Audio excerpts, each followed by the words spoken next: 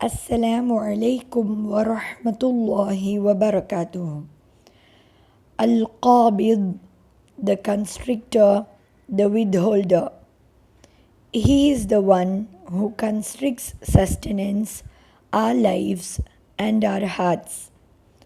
Al-Qabid decides to withhold something or to make it scarce. We should try to understand this attribute of Allah as Allah knows when to limit His blessings too. Just as excessively eating is not good for human body, Allah subhanahu wa ta'ala may withhold provisions on the basis of His superior knowledge.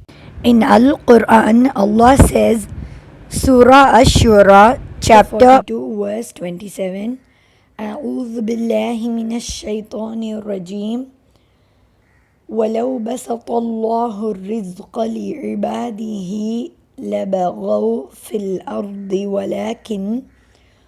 ولكن ينزل بقدر ما يشاء إنه بعباده خبير بصير.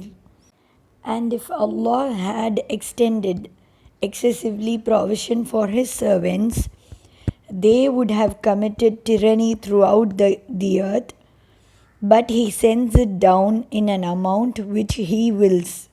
Indeed, He is of His servants acquainted and seeing. So sometimes constriction of our rizq is also good to keep us checked. It is difficult to understand, but if we go through a period of constriction when our risk gets decreased, we should find peace just by realizing that Allah subhanahu wa ta'ala knows best. In this way, we can also find something good, some reason good in our bad situation. When we have everything in our life more than what we require, we get this feeling of pride. We think we are high above others. We may even feel unstoppable. Just then, Al-Qabid constricts things, brings us down to earth.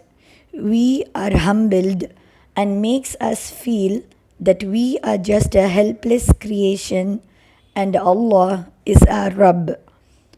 Allah does this because He loves us so much that He doesn't want us to hurt ourselves and others through our pride and haughtiness.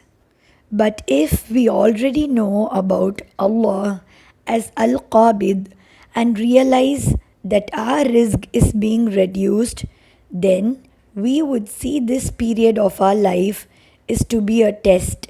We would transform the tragedy into an opportunity for us to increase our faith, our iman, and patience. We would strive harder in worship. We would show patience, seek to good deeds, and to help others, and take care of ourselves. Perhaps the tough times were necessary to also create future leaders who are more responsible, empathetic, and wise, and will climb to greater heights they never could have imagined otherwise, just like how Sahabas were trained. Al-Qabid also brings our heart to shrink, in the sense to feel depressed as soon as we commit a sinful deed. It's like when we commit a sin, our conscience pricks us, we feel bad, etc. And naturally, we have this feeling to ask Allah for forgiveness. But the warning being, we could feel this feeling of remorse or shamefulness only if our hearts are alive and sensitive and has faith or iman. But in extreme situations, even if we don't feel that shamefulness, we are asked by Allah to ask forgiveness again and again to Allah, so that our darkened hearts could receive forgiveness and guidance and light from Allah and could become alive again. Finally, know that after hardship comes ease. When we feel in a state of constriction, look forward that after this there will be expansion.